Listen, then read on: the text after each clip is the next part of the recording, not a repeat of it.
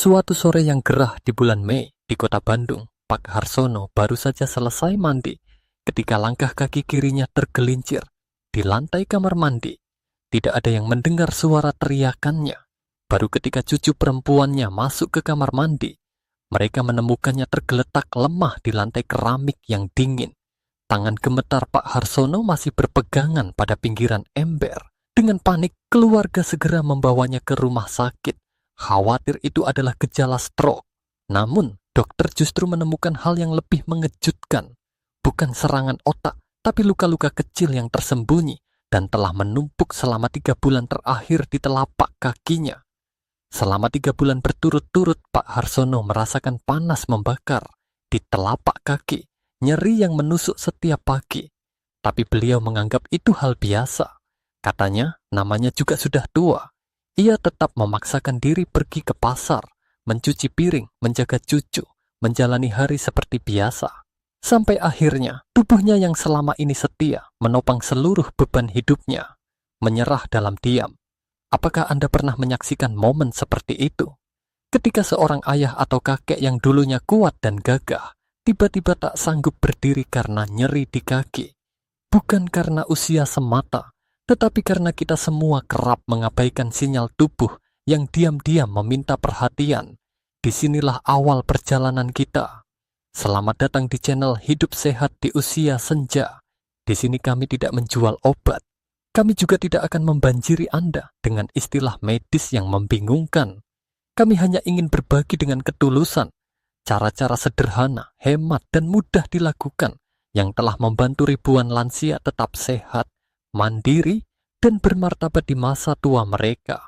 Channel ini adalah rumah bagi anak-anak yang peduli pada orang tuanya, bagi para istri yang khawatir akan suaminya yang mulai menua, dan bagi para kakek nenek yang ingin tetap melangkah dengan kaki sendiri tanpa perlu disangga. Jika Anda mencintai kesehatan orang tua Anda, jika Anda tinggal bersama kakek nenek, atau jika Anda sendiri sedang bersiap menyambut masa pensiun, maka luangkan waktu bersama kami. Karena setiap minggu kami akan hadir dengan video yang nyata, mudah dipahami, dan penuh cinta. Mulai hari ini, mari luangkan 10 menit setiap hari. Bukan hanya untuk tubuh, tapi untuk kaki kita. Kaki yang telah membawa kita melewati semua musim kehidupan, dari masa kecil hingga hari ini. Dan mari kita temukan bersama makanan ajaib yang bisa mencegah nyeri kaki sebelum semuanya terlambat. Mengapa kita harus bicara tentang kaki? Karena kaki adalah bagian tubuh yang paling setia, tapi juga paling sering diabaikan. Setiap pagi saat kita bangun dari tempat tidur, kaki adalah yang pertama menyentuh lantai. Kaki membawa kita ke pasar, ke kamar mandi, ke tempat kerja, ke rumah tetangga, ke tempat ibadah. Ia menopang tubuh kita dalam diam setiap hari tanpa mengeluh. Tapi justru karena terlalu sering digunakan, kaki juga menjadi bagian yang paling cepat rusak. Secara anatomi, kaki bukan sekadar bagian bawah tubuh. Di dalamnya terdapat 26 tulang kecil, lebih dari 100 otot, tendon, dan ligamen, serta ribuan pembuluh darah halus yang terhubung langsung ke jantung, otak, dan sistem saraf. Maka jangan heran jika satu masalah kecil di kaki bisa berdampak besar ke seluruh tubuh. Setelah usia 55 tahun, banyak hal berubah. Peredaran darah melambat. Pembuluh darah di kaki menjadi rapuh dan mudah tersumbat. Akibatnya, muncul rasa panas, nyeri, kesemutan, terutama di malam atau dini hari. Ketika tubuh kekurangan mineral penting seperti kalium, magnesium, dan kalsium, otot kaki bisa berkontraksi tiba-tiba, menyebabkan kram yang menyakitkan. Penurunan produksi kolagen membuat sendi kaki kaku dan nyeri, bahkan saat hanya duduk diam. Yang menyedihkan adalah, sebagian besar orang lanjut usia meremehkan gejala-gejala ini. Mereka berpikir mungkin hanya karena terlalu lama berdiri, mungkin hanya pegal biasa, dioles minyak kayu putih, istirahat sebentar, nanti juga hilang. Tapi nyeri yang muncul terus-menerus bukanlah keluhan sementara. Itu adalah sinyal bahwa tubuh kita butuh dirawat kembali dari awal. Jika tidak ditangani, nyeri kaki bisa berdampak besar terhadap kualitas hidup lansia, baik secara fisik maupun mental. Pertama, kaki yang sakit membuat lansia takut bergerak. Setiap langkah terasa seperti ditusuk jarum. Mereka mulai menghindari aktivitas. Tubuh menjadi lebih kaku, otot cepat melemah. Mereka mulai bergantung pada orang lain, bahkan untuk hal-hal kecil seperti ke kamar mandi. Kedua, nyeri kaki mengganggu tidur. Kesemutan atau rasa terbakar yang muncul saat malam hari menyebabkan insomnia, kelelahan, daya ingat menurun, dan risiko jatuh saat mengantuk di siang hari meningkat. Ketiga, nyeri kaki membawa luka emosional. Rasa sakit yang terus-menerus bisa membuat lansia merasa tak berguna, menyusahkan keluarga, hingga menarik diri dan mengalami depresi ringan. Semua dimulai dari kaki, dari sesuatu yang terlihat kecil, tapi berdampak besar. Maka jangan pernah menunda untuk merawat kaki. Jangan menunggu sampai harus memakai tongkat atau kursi roda. Jangan menyesal di kemudian hari ketika sudah terlambat. Mulailah dari hal yang paling sederhana. Satu makanan sehat di pagi hari, satu gelas air hangat sebelum tidur, satu langkah kecil yang menunjukkan bahwa Anda peduli. Karena kaki, meskipun diam, juga ingin didengarkan. Mbak Dwi adalah seorang wanita berusia 39 tahun yang tinggal di Surabaya bersama keluarga kecilnya. Sehari-hari ia bekerja di kantor dan pulang menjelang petang, namun setiap akhir pekan adalah waktu yang ia luangkan sepenuhnya untuk keluarganya, terutama ibunya, Bu Sri Wahyuni. Bu Sri adalah seorang pensiunan guru, kini berusia 65 tahun. Meski sudah tidak mengajar lagi, semangat hidupnya tidak pernah surut. Setiap pagi beliau menyapu halaman, memasak, dan pergi ke pasar tradisional di ujung gang. Itu adalah rutinitas kecil yang membuat beliau merasa masih berguna dan bahagia. Namun 2 tahun terakhir, semuanya berubah perlahan. Awalnya hanya keluhan ringan. Setelah berdiri terlalu lama di dapur, Bu Sri mengeluh kakinya panas dan terasa seperti ditusuk jarum. Mbak Dwi menganggap itu hal biasa. Ibunya masih bisa berjalan, masih ke pasar, masih tertawa. Tapi kemudian gejalanya makin sering muncul. Kadang setelah berjalan 10 menit, Bu Sri harus berhenti dan duduk. Kadang ia memijat kaki diam-diam di malam hari. Sampai suatu pagi minggu, momen itu terjadi. Mbak Dwi sedang menyeduh teh di dapur ketika ia mendengar suara napas ibunya berat dari ruang tengah. Ia menoleh dan melihat Bu Sri tengah berusaha mengenakan sandal. Jari-jari kakinya gemetar, wajahnya pucat, tubuhnya membungkuk. Ibu tidak ke pasar hari ini ya, kaki ibu sakit banget. Kalimat itu terdengar seperti vonis. Mbak Dwi langsung merasakan ada yang tidak beres. Beberapa hari kemudian, ia membawa ibunya ke dokter. Hasil pemeriksaan menyebutkan gangguan sirkulasi darah perifer. Darah tidak mengalir lancar ke ujung-ujung kaki. Itu menyebabkan nyeri, rasa panas, dan kram, terutama saat malam hari. Setelah itu dimulailah segala usaha.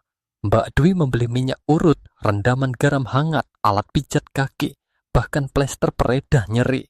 Ia juga membelikan ibunya sepatu khusus dengan bantalan empuk. Tapi semuanya hanya membantu sementara. Rasa sakit itu selalu kembali. Yang paling menyayat hati adalah ketika suatu malam, Mbak Dwi terbangun dan mendapati ibunya duduk di ruang tamu gelap, sedang memijat kakinya sendiri. Dalam diam, dalam kesunyian. Beliau tidak ingin membangunkan anaknya, tidak ingin merepotkan. Tapi rasa sakit itu tidak bisa ditahan lagi. Lambat laun, Bu Sri berubah. Dari sosok yang dulu ceria dan aktif, beliau menjadi lebih pendiam. Mudah marah, tidak lagi mau keluar rumah, tidak ke acara pengajian, tidak mampir ke rumah sahabat lamanya. Saat ditanya, beliau hanya menjawab lirih, "Kaki saya sudah lemah, saya takut jatuh." Di kantor, saat istirahat siang, Mbak Dwi membuka YouTube secara acak. Ia menemukan satu video dari channel kesehatan luar negeri tentang makanan alami yang bisa memperbaiki sirkulasi darah kaki pada lansia. Ia menonton video itu berulang kali, mencatat dengan saksama nama bahan, cara penyajian, dan frekuensi konsumsi. Malam itu, ia berkata kepada ibunya, "Bu, ayo coba tantangan kecil bareng Di. Sehari rawat kaki lewat makanan." Bu Sri tersenyum lemah. "Cuman makan aja bisa bikin kaki tidak sakit?" Mbak Dwi tidak menjawab. Ia hanya mulai diam-diam mengubah menu makanan ibunya. Setiap pagi, roti tawar diganti dengan ubi ungu kukus sepotong kecil. Sore hari, air rebusan kacang hitam hangat disajikan dalam gelas sederhana. Malam sebelum tidur, segelas air jahe tipis dibuat dengan penuh perhatian. 2 kali seminggu, sayur bayam merah dimasak. Daging diganti dengan ikan sarden kukus yang dilumuri kunyit. Mereka menyebutnya hidangan untuk kaki, tanpa obat mahal, tanpa suplemen. Hanya makanan alami yang disiapkan, dengan kasih sayang, teratur, dan penuh kesabaran. Setelah 2 minggu, Bu Sri tidak lagi mengalami kram tengah malam. Tidurnya lebih nyenyak. Setelah 1 bulan, beliau mulai bisa memakai sandal sendiri. Dan untuk pertama kalinya dalam berbulan-bulan, beliau keluar rumah. Awalnya hanya ke warung kecil, lalu ke pasar lagi. Langkahnya masih pelan, kadang masih bertumpu pada meja dapur jika berdiri terlalu lama. Tapi ada sesuatu yang berubah. Mata beliau kembali berbinar, suara beliau kembali ringan. Dan yang paling penting, beliau tidak lagi menolak ajakan keluar rumah.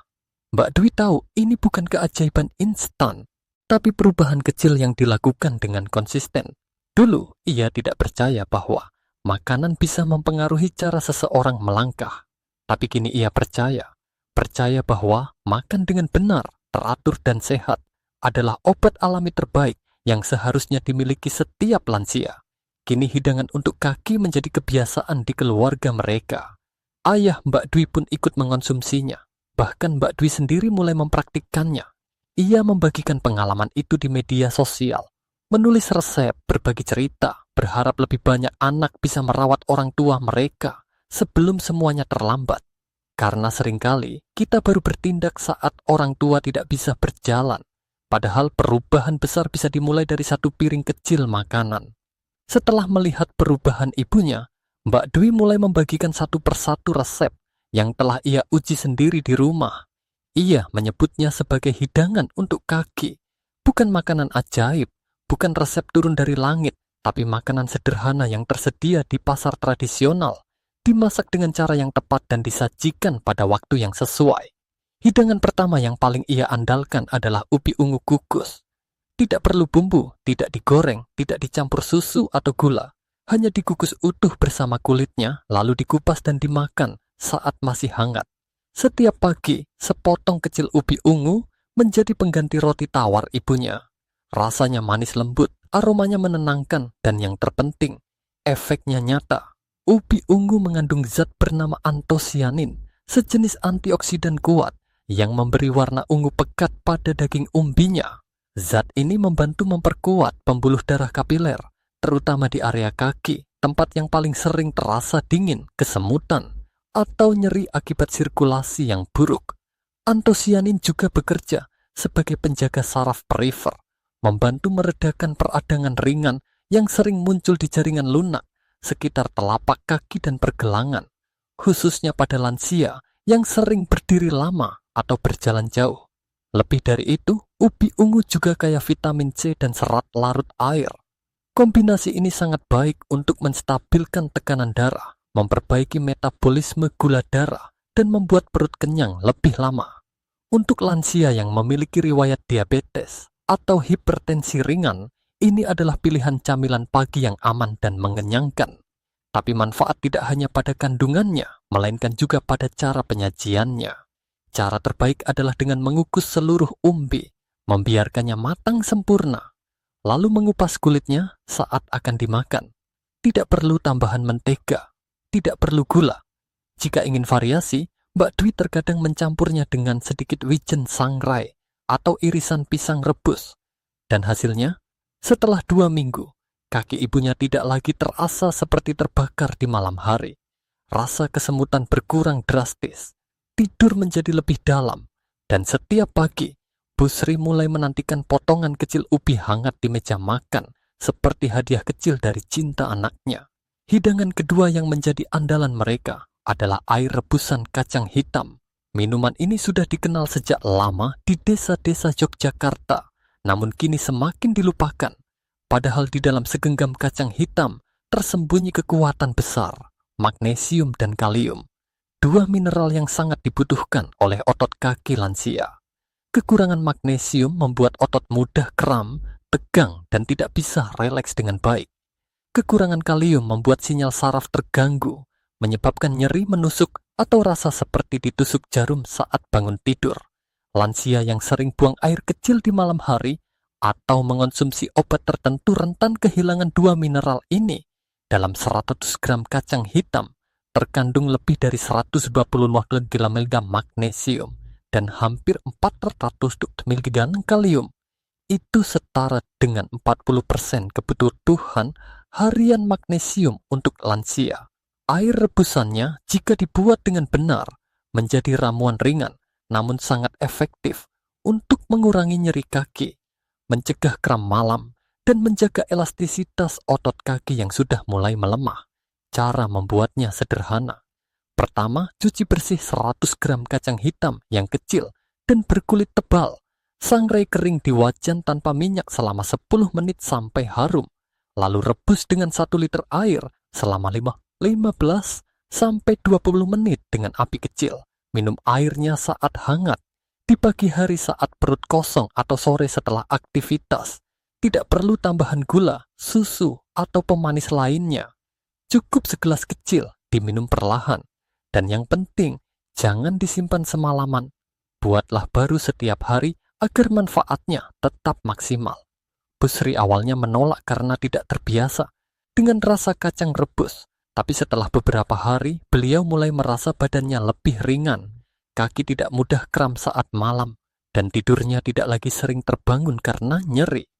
Bahkan ayah Mbak Dwi yang biasanya skeptis, mulai ikut meminum segelas kecil setiap pagi. Keluarga mereka menyebutnya teh otot. Setiap pagi, setelah sholat subuh, mereka duduk di dapur, menyeruput perlahan air kacang hitam hangat. Rasanya tidak istimewa, tapi efeknya nyata. Dan ritual kecil ini menjadi simbol kebersamaan, perhatian, dan kasih sayang yang lembut tapi kuat. Beberapa minggu kemudian, Mbak Dwi menerima pesan dari seorang tetangga yang juga mulai mencoba air kacang hitam. Anaknya membaca unggahan di media sosial dan membuatkannya setiap pagi. Kini, si ibu bisa berjalan lebih lama tanpa rasa berat di kaki. Dan lebih dari itu, beliau merasa diperhatikan, merasa tidak sendiri dalam perjuangan kecil, merawat kaki yang telah setia selama puluhan tahun. Makanan ketiga yang menjadi bagian penting dalam hidangan untuk kaki keluarga Mbak Dwi adalah ikan sarden kukus dengan kunyit.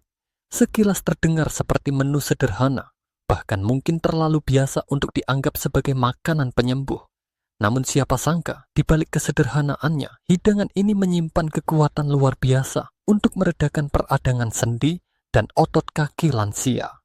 Ikan sarden, ikan kecil yang mudah ditemukan di pasar tradisional, ternyata mengandung omega 3 dalam bentuk DHA dan EPA yang sangat tinggi. Dua zat ini berfungsi untuk mengurangi peradangan, melenturkan otot, dan memperlancar aliran darah hingga ke ujung-ujung kaki. Kombinasi ini sangat penting bagi lansia yang mengalami nyeri kronis di telapak kaki atau pergelangan, terutama setelah berjalan jauh atau berdiri lama. Kunyit, pasangan serasi dari ikan sarden, dalam masakan ini mengandung zat aktif bernama curcumin. Curcumin telah terbukti secara ilmiah mampu menghambat produksi enzim penyebab inflamasi, mempercepat regenerasi jaringan, dan meredakan pembengkakan ringan di otot serta tendon. Ketika curcumin dipadukan dengan omega 3 dari ikan, maka terbentuklah hidangan alami yang bekerja layaknya obat anti nyeri tanpa efek samping. Cara membuatnya pun mudah. Bersihkan beberapa ekor ikan sarden segar, biarkan utuh. Iris beberapa ruas kunyit segar, letakkan di dasar panci kukusan. Tambahkan sedikit jahe dan daun bawang jika tersedia, lalu kukus ikan selama 12-15 menit. Sajikan hangat, bisa dengan sayuran rebus atau nasi putih lembut. Alternatif lain, ikan bisa dilumuri kunyit halus dan garam sedikit, lalu ditumis perlahan tanpa minyak berlebihan. Bu Sri semula ragu karena rasa khas kunyit yang agak pahit, tapi setelah beberapa kali mencicipi, tubuhnya mulai menerima. Setiap habis makan sarden kunyit, beliau merasa pergelangan kakinya tidak lagi kaku saat berjalan. Tidak ada lagi bunyi krek yang biasa terdengar saat bangun dari kursi. Langkahnya lebih ringan, dan beliau bahkan mulai ikut berjalan keliling gang kecil di sekitar rumah. Pak Umar, tetangga mereka yang seorang nelayan pensiunan, juga ikut mencoba resep ini. Ia bercerita bahwa sejak pensiun, Tumitnya sering nyeri setelah menarik jaring. Tapi setelah 2 minggu rutin makan ikan sarden kukus kunyit 2 kali seminggu, ia merasa lebih kuat. Langkah kakinya terasa lebih lentur. Dan yang lebih mengejutkan, beliau kini kembali rutin berjalan ke masjid tanpa rasa takut tergelincir. Kadang, kekuatan penyembuhan tidak datang dari bahan mahal atau teknologi canggih. Ia datang dari dapur tua, dari resep nenek, dari aroma kunyit yang menguar hangat di udara pagi. Makanan keempat dalam rangkaian ini adalah labu kuning kukus.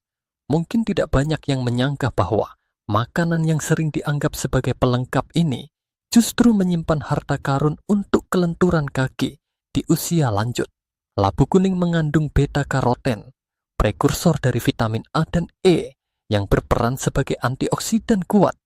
Fungsi utamanya adalah melindungi tulang rawan dan jaringan ikat di sekitar sendi kaki dari kerusakan akibat usia.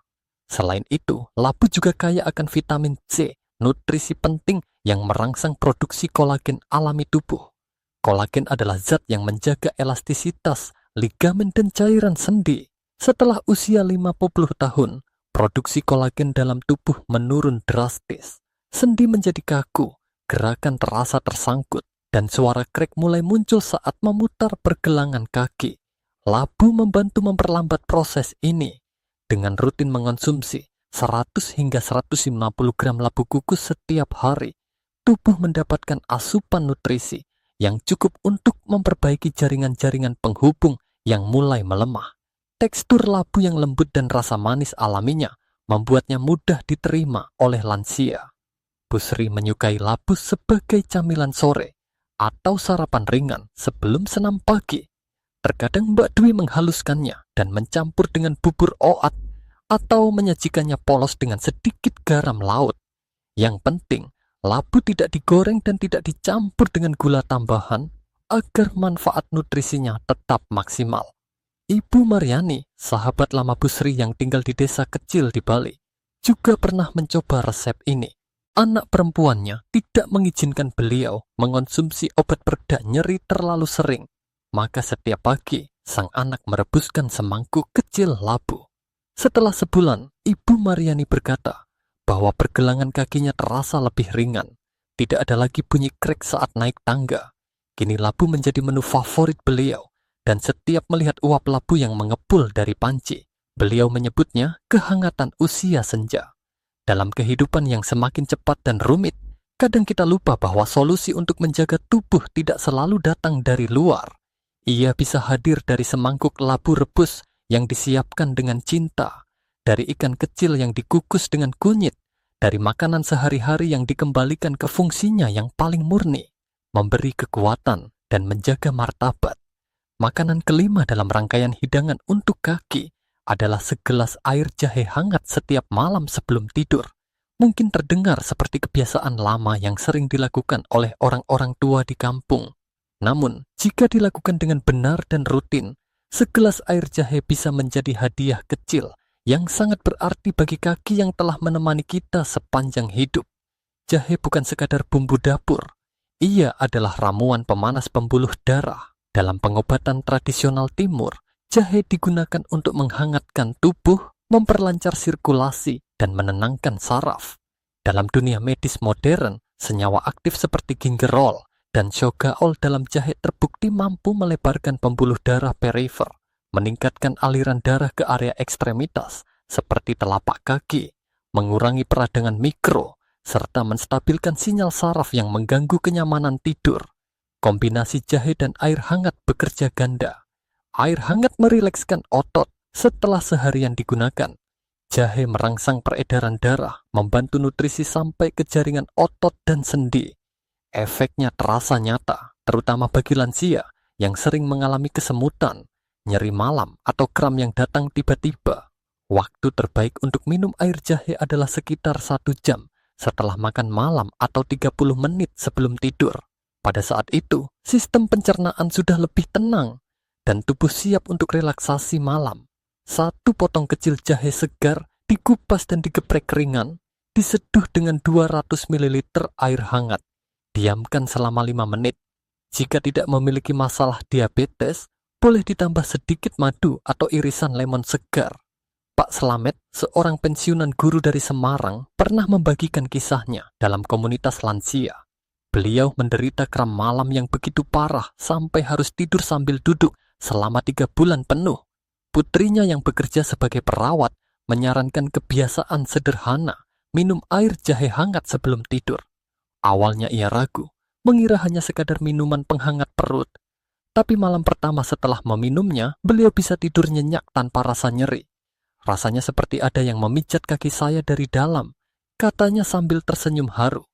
Sejak malam itu, air jahe menjadi bagian dari ritual tidurnya. Tidak mahal, tidak mewah, tapi hasilnya adalah malam yang damai dan kaki yang tidak lagi memberontak karena nyeri. Namun makanan dan minuman saja tidak cukup. Kaki juga butuh digerakkan, disapa, dan diberi perhatian secara fisik.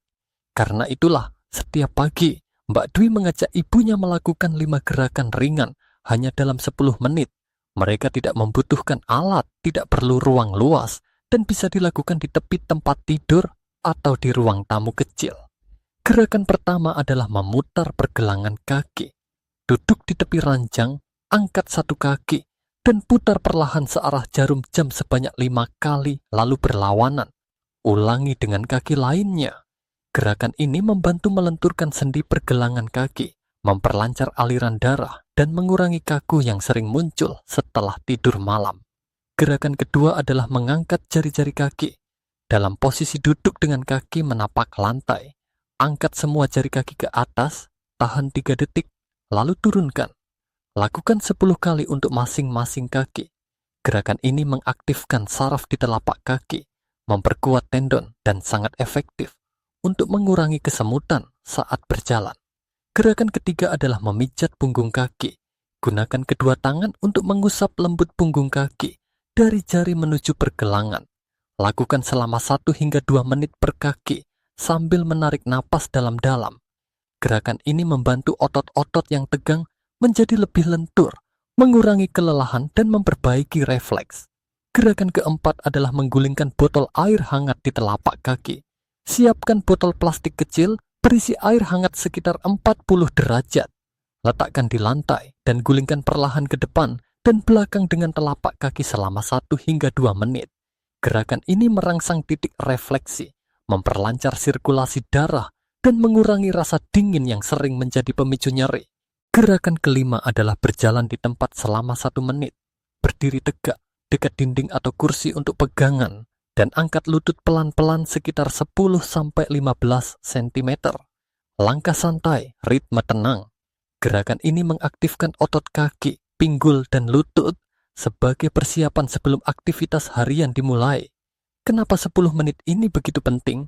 Karena pagi hari adalah saat tubuh paling kaku, sirkulasi darah masih lambat, dan otot belum siap digunakan. Dengan membiasakan diri melakukan 5 gerakan ringan ini, lansia bisa memulai hari dengan lebih percaya diri, tidak takut jatuh, tidak perlu berpegangan ke dinding, mereka bisa bangkit sendiri, melangkah sendiri.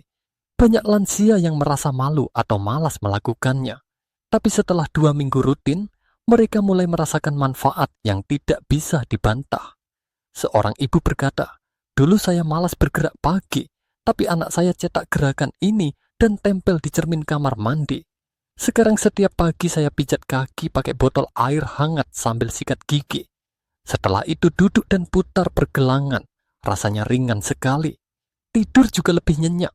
Dan sekarang saya ke pasar tanpa tongkat. Kebiasaan sederhana, tanpa alat khusus, tanpa biaya tambahan. Tapi manfaatnya luar biasa. Karena saat kita merawat kaki kita, kaki itu akan membawa kita kembali pada hidup yang mandiri, penuh semangat dan bermakna. 5 makanan sederhana, 5 kebiasaan ringan, tapi jika dilakukan dengan konsisten, hasilnya bisa mengubah seluruh kualitas hidup seseorang di usia senja. Dari ubi ungu kukus yang memperlancar aliran darah ke ujung kaki, air kacang hitam yang menutrisi otot dan mencegah kram malam, ikan sarden kukus kunyit yang meredakan radang sendi, labu kuning rebus yang melenturkan pergelangan kaki, hingga segelas air jahe hangat yang menenangkan saraf sebelum tidur.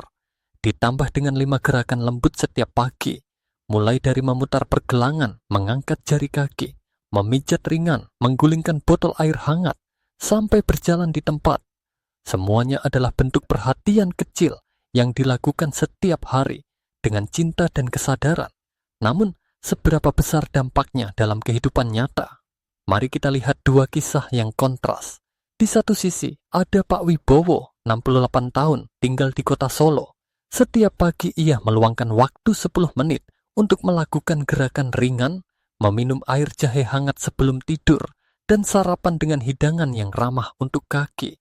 Ia masih bisa berpakaian sendiri, menyiram tanaman, dan berjalan ke pasar mingguan. Ia hidup mandiri, tersenyum setiap kali bertemu tetangga, dan merasa dirinya masih bermanfaat. Di sisi lain, ada Ibu Mariam, juga 68 tahun, tinggal di sebuah apartemen di Jakarta. Sejak nyeri kaki makin parah, beliau jarang bergerak. Ia lebih sering berbaring, menunggu cucunya membantu ke kamar mandi. Rasa malu dan takut menyusahkan keluarga membuatnya tertutup, enggan berbicara, bahkan kehilangan selera makan. Yang lebih menyakitkan dari rasa nyeri adalah rasa tak berdaya, perasaan kehilangan kendali atas hidup sendiri. Sepasang kaki, jika dirawat dengan benar, bisa menjaga bukan hanya keseimbangan tubuh, tapi juga martabat seseorang. Namun jika diabaikan terlalu lama, yang hilang bukan sekadar kekuatan fisik, tapi juga hak untuk memilih, untuk menjalani hari sesuai keinginan sendiri. Dalam sebuah sesi bincang komunitas di Rumah Sakit Geriatri Yogyakarta, Dr. Ahmad Reza, seorang dokter yang telah mendampingi pasien lanjut usia selama lebih dari 30 tahun, pernah berkata dengan suara pelan, membuat semua peserta terdiam. Bukan kematian yang paling menyedihkan bagi orang tua, tapi saat mereka tak bisa lagi melangkah keluar pintu, tak bisa menjenguk teman lama, ke pasar membeli sayur, atau menuruni tangga untuk mencium aroma pagi. Kaki memang kecil, tapi di sanalah letak definisi hidup yang sesungguhnya.